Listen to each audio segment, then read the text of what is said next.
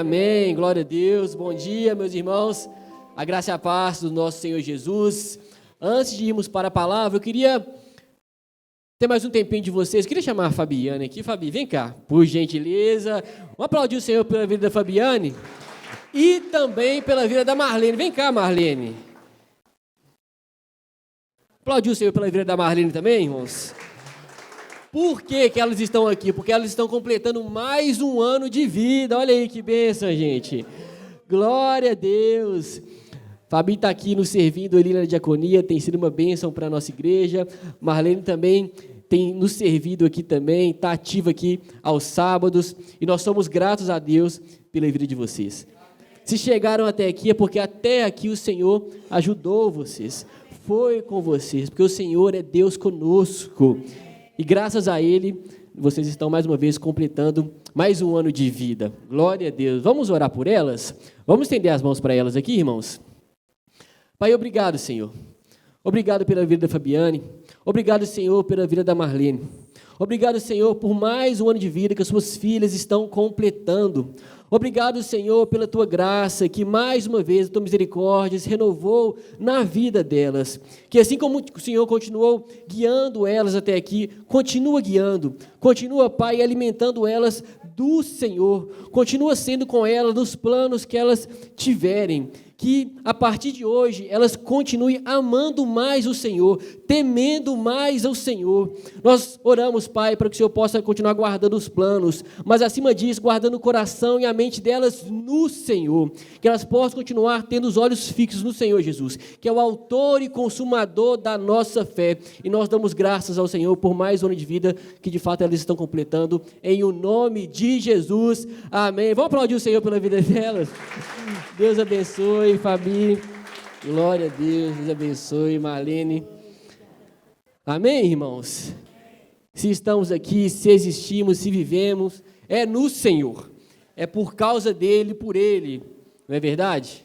Glória a Deus. Irmãos, hoje é dia de ceia.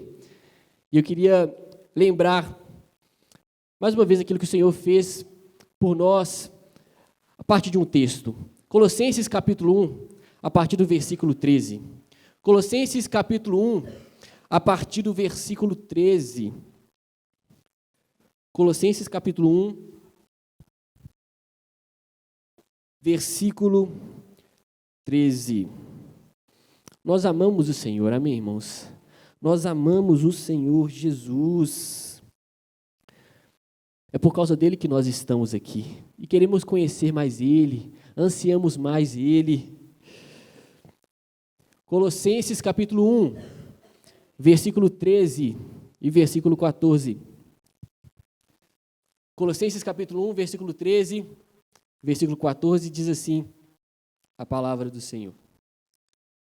Ele nos libertou do poder das trevas, do império das trevas, e nos transportou para o reino do seu Filho amado, em quem temos a redenção, a remissão dos pecados. Só até aqui, irmãos.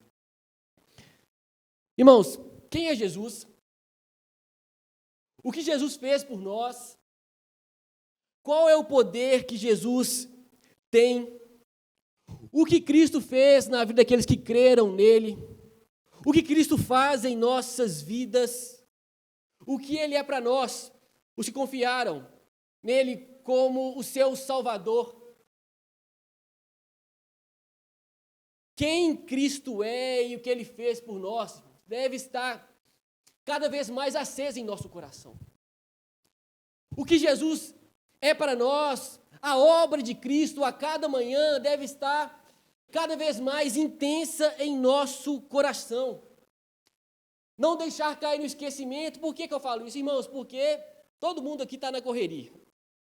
Se a gente perguntar para uma pessoa, como você está? Eu estou na correria. A vida é corrida demais. São muitas atividades, são muitos afazeres, muitas distrações. Mas nós devemos continuar vivendo aqui, mas não deixando, irmãos, cair no esquecimento a obra de Cristo na cruz, que de fato nos devolveu uma relação com Deus, deve ser o nosso fundamento. E, de fato, pensar nisso, ter isso cada vez mais alimentado em nosso coração, meditar nisso constantemente, eu creio, irmãos, que muda a nossa motivação para viver, não é verdade? Meditar na obra de Jesus constantemente, não deixar isso cair no esquecimento em meio às rotinas da vida, em meio às tantas obrigações, trabalhos, estudos, atividades, muda a nossa motivação para fazer todas as coisas, sim ou não, irmãos? Muda.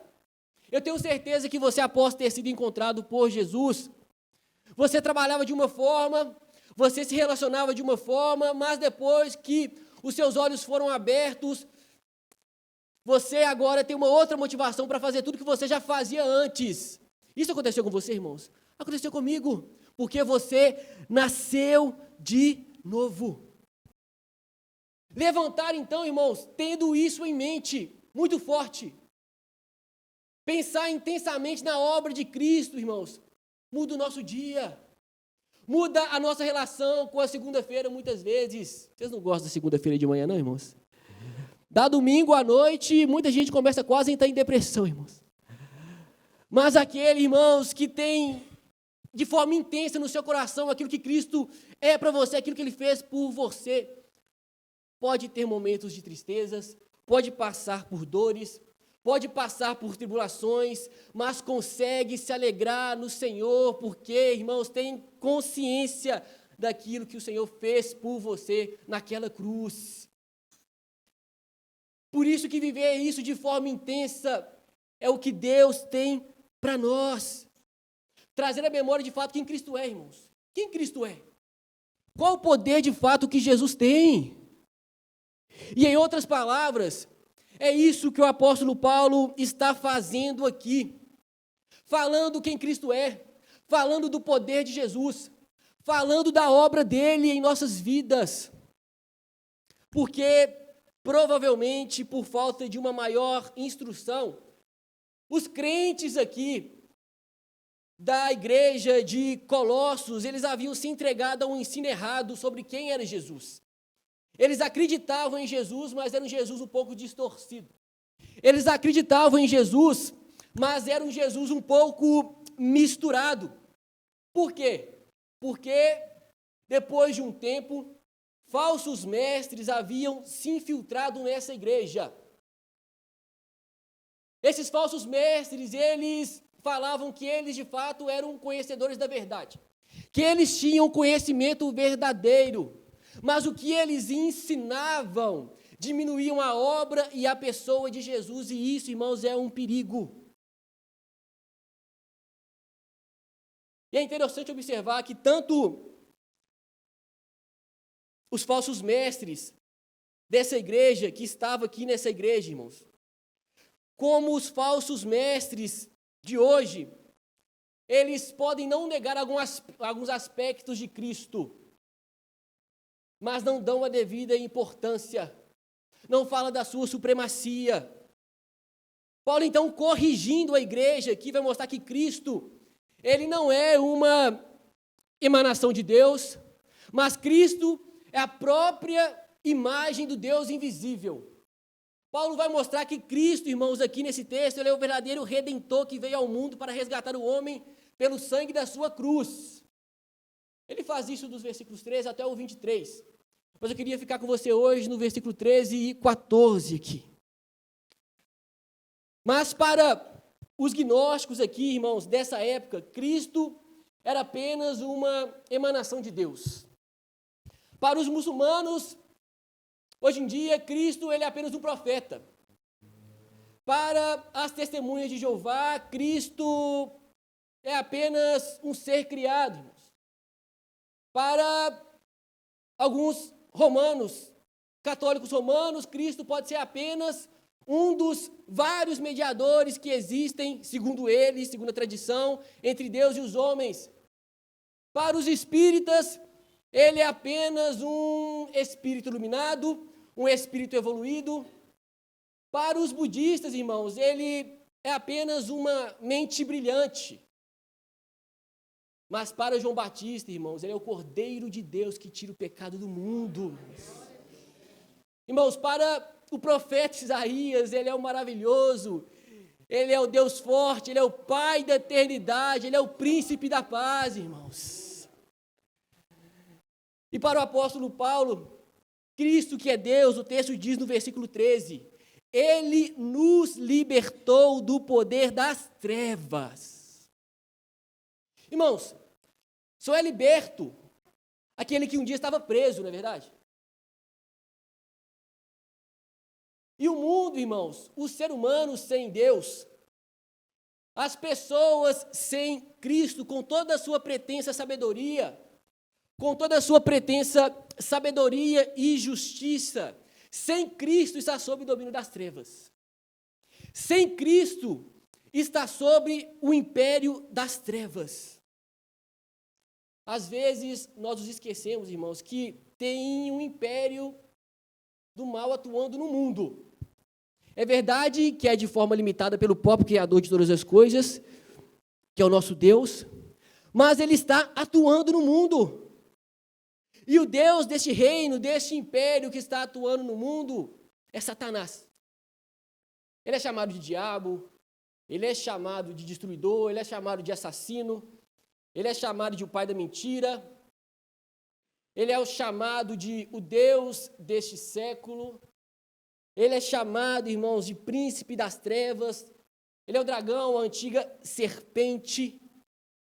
E o homem sem Cristo está preso nesse reino. O homem sem Cristo, ele anda seguindo o curso desse mundo. O homem sem Cristo é escravizado pelo esse império das trevas e mais.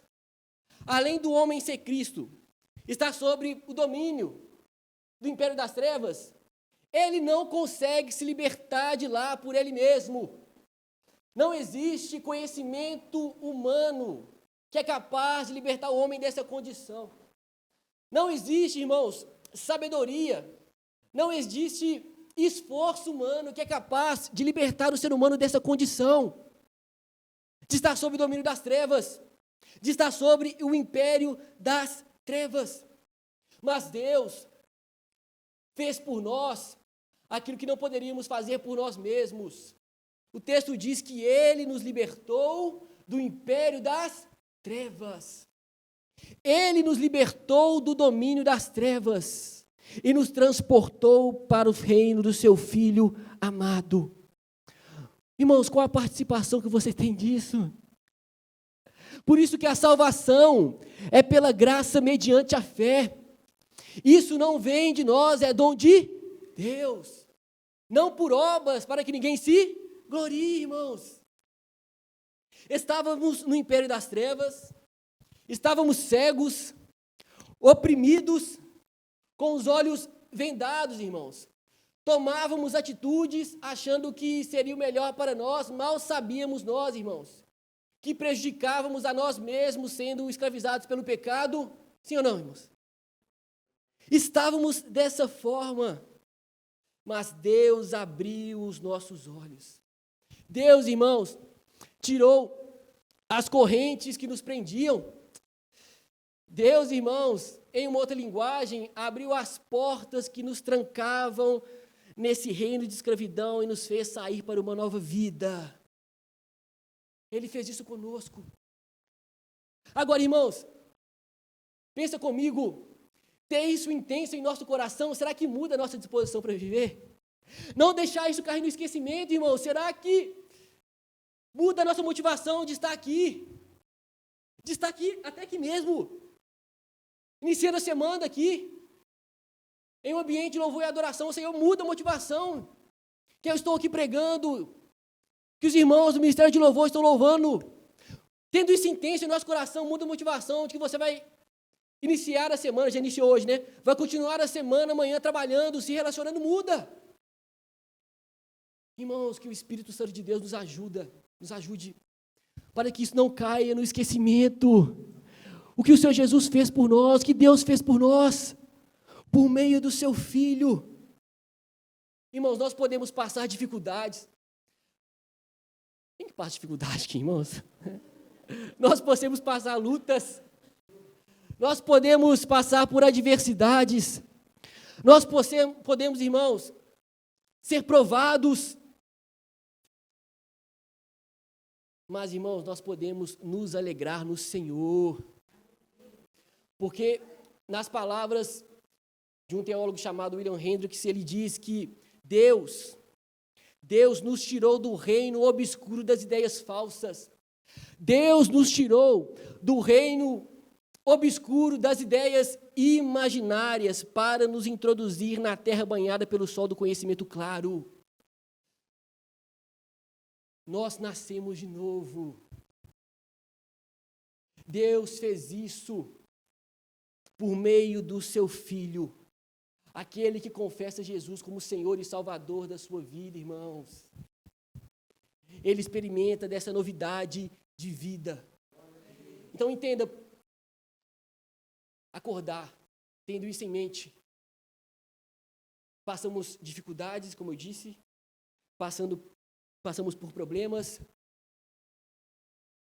Às vezes você veio aqui ao culto, irmãos, e a sua cabeça está cheia do dia de amanhã. Tanto problema, tanta dificuldade, irmãos, mas que isso não tire da sua consciência, do seu coração, aquilo que o Senhor Jesus fez. E que isso seja, irmãos, entre aspas, uma injeção de ânimo, para que você possa permanecer aqui, sendo grato a Deus, acima de tudo. Existe bênção maior do que essa, irmãos? Ser liberto do império das trevas. Existe bênção maior do que essa? Ter nascido de novo. O versículo 13 diz: Ele nos libertou do império das trevas e nos transportou para o reino do seu Filho amado. E o versículo 14 continua dizendo, olha comigo aí, em quem temos a redenção. Redenção aqui significa libertar um prisioneiro ou libertar um escravo mediante o pagamento de um resgate. Olha só, irmãos. Deus nos comprou e agora não pertencemos mais ao império das trevas. Deus nos comprou, agora nós somos propriedade exclusiva de Deus. E Deus, irmãos, não te comprou com ouro, Deus não te comprou com prata. Pedro, na sua primeira carta, no capítulo 1, no versículo 18, não precisa abrir não, eu vou ler, ele diz: sabendo que não foi mediante coisas perecíveis, como prata ou ouro, que vocês foram resgatados da vida inútil que seus pais lhe legaram, mas pelo precioso sangue de Cristo, como de um cordeiro sem defeito e sem mácula. Ele foi conhecido antes da fundação do mundo, mas foi manifestado nesses últimos tempos em favor de vocês. Por meio dele, vocês creem em Deus, o qual ressuscitou dentre os mortos e lhe deu glória, para que a fé e a esperança de vocês estejam em Deus. Ele nos redimiu com o sangue do seu Filho. Ele não poupou o seu Filho, antes o entregou por nós, para nos tirar dessa condição de escravos que era.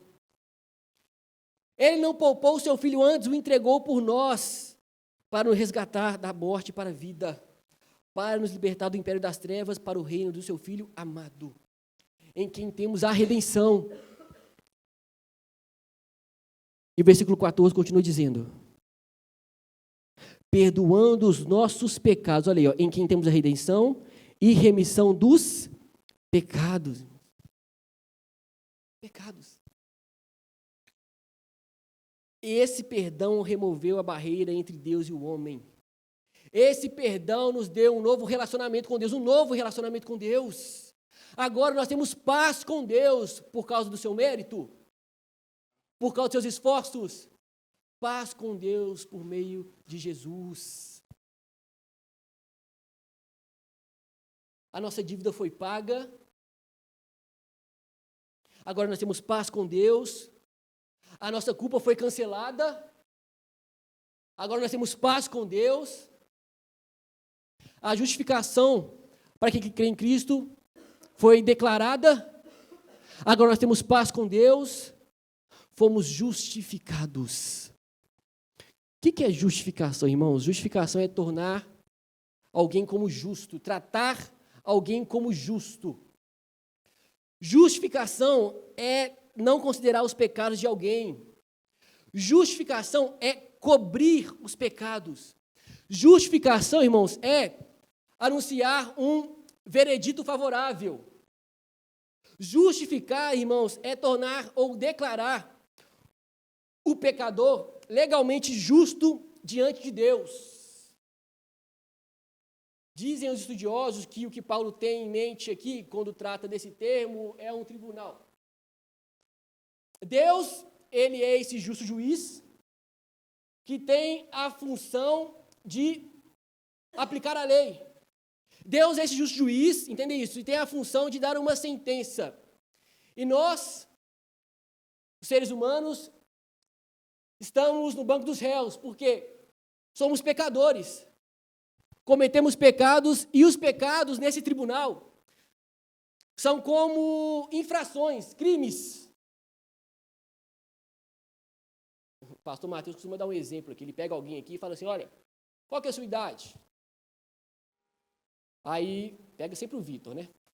20 e tantos, 20 e poucos, 18.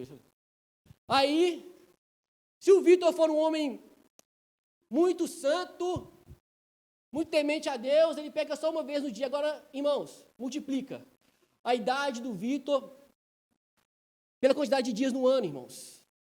5.000, se pecar uma vez no dia.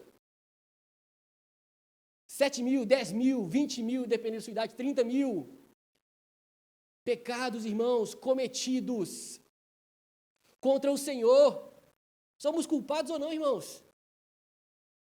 O que merecemos, porque pecamos. E cometemos pecado diariamente, os pecados são muitos.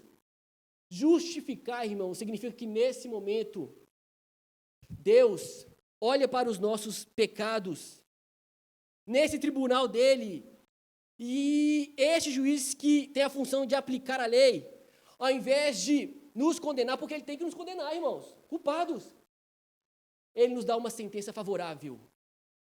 Deus, ao invés de nos punir, ele nos declara legalmente justos. Justificar significa isso. E aí o ser humano tem os pecados perdoados. E aí o ser humano tem os seus pecados cobertos. E aí o ser humano pode ser livre.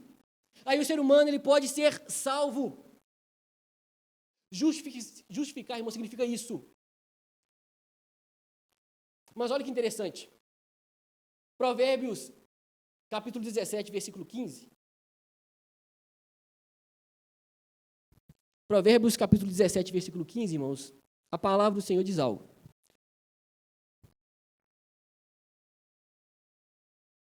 Diz: o Senhor detesta quem justifica o ímpio, e quem condena o justo. Ele detesta tanto um como o outro. É uma abominação para o Senhor quem justifica o ímpio. O Senhor detesta. Mas o Senhor acabou de justificar você que era pecador. Mas o texto diz que é uma abominação, irmãos. Como Deus, então, não se torna uma abominação para Ele mesmo? Como Deus justifica o ímpio sem se tornar detestável para Ele mesmo? Porque o texto nos diz isso aqui. Hã? Como que acontece isso, irmãos? Imagina um assassino. Imagina um serial killer que está lá e chega a um julgamento e o juiz pega todas as provas que tem. Todas as provas. E o juiz pega essas provas e vê que ele é culpado. E o juiz, mesmo com todas as provas, irmãos, decide soltá-lo. Esse juiz está sendo justo, irmãos? Não. Não está sendo justo, irmãos. Serial killer matou não sei quantas pessoas. Pega as provas e decide soltá-lo. É assim também que acontece conosco. Mas como Deus pode, irmãos, cobrir os nossos pecados e continuar sendo justo? Eu peguei um exemplo aqui, são muitos pecados, Ele tem que nos punir. São muitos pecados. Ele tem que nos condenar, irmãos. Ele tem provas. Está claro. E aí, irmãos, ele não faz isso porque nós entendemos o evangelista João, que ele disse no capítulo 1 do seu evangelho. João Batista, quando ele vê alguém aproximando, ele diz: eis o Cordeiro de Deus que tira o pecado do mundo, irmãos. Cristo, na sua cruz, nos livrou da condenação eterna. Cristo, na sua cruz, irmãos, nos livrou daquela condição que estávamos. Cristo na sua cruz, através da morte de Cristo na cruz, ele nos livra. Por isso que Paulo ele diz que aquele que não conheceu o pecado foi o Vitor, foi o Bernardo, foi o pastor Mateus. Aquele que não conheceu o pecado foi o Luiz, não. Aquele que não conheceu o pecado, Jesus Cristo. Deus o fez pecado por nós, para que nele fôssemos feitos justiça de Deus. Justiça de Deus. Como assim, irmãos, acontece aquilo que nós chamamos de doutrina da imputação? Nós conhecemos que é amputar, assim, né? Na verdade, é mais falado, amputar é extrair, amputar é tirar. Imputar é colocar. Imputar é acreditar. Imputar é colocar na conta. Então, de um lado, nós temos o homem com 5, 10, 15, 20 mil pecados. O homem pecador, o homem transgressor. De um lado nós temos esse homem que peca diariamente,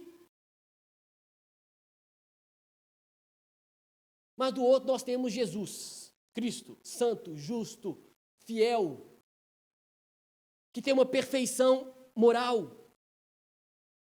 Na cruz, irmãos, os nossos pecados foram lançados em Jesus. Na cruz, os nossos pecados foram imputados em Jesus. Na cruz, os nossos pecados foram inseridos em Jesus, irmãos.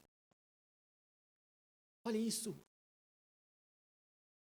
Muitos pecados inseridos em Jesus. E aí na cruz, quando Deus, Pai, olha para o seu filho lá na cruz, ele vê o meu pecado, ele vê o seu pecado. Na cruz, quando Deus, Pai, olha para Jesus lá, ele vê o pecado, e ele então despeja a sua ira no seu filho. Ele vê o pecado, e ele satisfaz a sua ira. Despeja a sua ira ali. Na cruz, irmãos, Deus realiza a sua punição. Eu não disse que Deus é justo, ele tem que punir o pecado, irmãos. Mas por amor a você que está aqui, irmãos, ele prefere punir o seu único filho para te salvar e te resgatar. Irmãos, dia dos pais, você entregaria o seu filho para uma formiga que está aqui, irmãos? Não entregaria não, irmãos. Você ama o seu filho, irmãos. Deus não poupou o seu próprio filho, antes entregou por todos nós. A gente não entrega nenhuma roupa, a gente está custando para trazer roupa no bazar aqui, irmãos. Te dirá, filho, que amor é esse? Que amor é esse, irmãos? Constrangedor. E isso acontece na cruz. Por isso nós entendemos algumas passagens, como Pedro diz na sua primeira carta, no capítulo 2. 1 Pedro, capítulo 2, versículo 24, diz que ele mesmo, Jesus, levou o seu corpo, os nossos pecados sobre o madeiro, a fim de que morrêssemos para os pecados e vivêssemos para a justiça.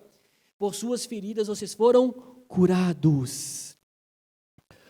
O profeta Isaías diz que ele foi transpassado por causa das nossas transgressões. Ele foi esmagado por causa das nossas iniquidades. E o castigo que nos traz a paz estava sobre ele. Sobre suas feridas nós fomos curados. Assim nós fomos declarados justos. Deus teve que punir, irmãos, mas pune o seu filho. E ao mesmo tempo, irmãos, que os nossos pecados são imputados nele, a justiça de Cristo é imputada em nós. Nós assim, então, herdamos a vida eterna. Irmãos, Cristo foi o único que cumpriu todos os mandamentos de Deus de forma perfeita, todos os dias, todas as horas. É o único, irmãos, que poderia. Mas ele cumpriu e nos justificou. Olha a salvação, irmãos. Por isso que é pela graça. Quem aqui tem mérito? Nós já falamos aqui diversas vezes. Muitas pessoas nos acham melhores do que elas lá fora. Não. Nós estamos aqui porque nós temos consciência que nós precisamos de um Senhor e Salvador. Precisamos. Quem somos nós, irmãos? Precisamos de um Redentor, irmãos. E Cristo fez isso por nós. Quando que Ele fez, irmãos? Quando isso acontece? Quando eu sou justificado? Quando que eu sou salvo, irmãos? Romanos capítulo 5, versículo 1, o texto diz, irmãos: tendo sido, pois, justificado pela fé, temos paz com Deus pelo nosso Senhor Jesus. É pela fé. É pela fé. Romanos capítulo 3, versículo 21, o apóstolo diz: mas agora se manifestou uma justiça que provém de Deus, independente da lei, da qual testemunham a lei e os profetas. Justiça de Deus mediante a fé em Jesus Cristo para todos os que creem. Não há distinção, pois todos pecaram e estão destituídos da glória de Deus, sendo justificados gratuitamente por sua graça, por meio da redenção que há em Cristo Jesus. Irmãos, é pela fé. Nossa, eu sou o pior dos pecadores, mas é pela fé. Ai, você não sabe do que eu fiz. É pela fé, irmãos, sendo justificado gratuitamente por sua graça, por meio da redenção que há em Cristo Jesus. Quando o pecador crê, os seus pecados são perdoados.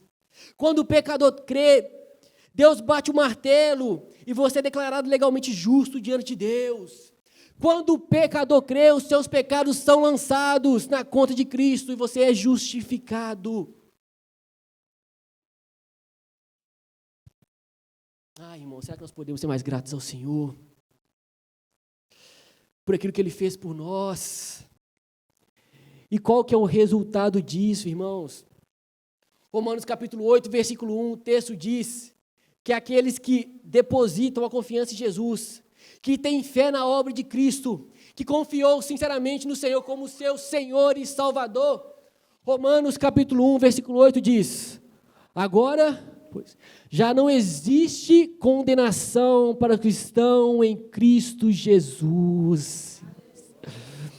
O diabo não pode mais te condenar, irmão. Não existe mais condenação, porque por meio de Cristo Jesus, o versículo 2 continua dizendo: a lei do Espírito da vida me libertou da lei do pecado e da morte. Quem tentará acusação contra os escolhidos de Deus? É Deus quem os justifica. E quem os condenará foi Cristo que morreu por nós e antes ressuscitou e está à direita de Deus Pai, intercedendo por nós. Ah, irmãos, hoje é ceia, eu queria que lembrássemos disso de forma mais intensa em nosso coração. Eu queria que enquanto os irmãos do louvor tocasse mais uma canção ao Senhor aqui, que nós possamos meditar nisso. Meditar, irmãos, naquilo que o Senhor fez por nós naquela cruz. Nos deu vida e deu vida em abundância. Você não será mais condenado. Ele te limpou, Ele te salvou, Ele te resgatou. Eu vou pedir aos irmãos para passar os elementos da ceia. Enquanto eles estiverem passando os elementos da ceia, você pode pegar e ficar de pé no seu lugar. E depois nós teremos um momento para meditarmos naquilo que o Senhor fez por nós. Um tempo de oração, um tempo de meditação. Pode pegar e ficar de pé no seu lugar se você puder.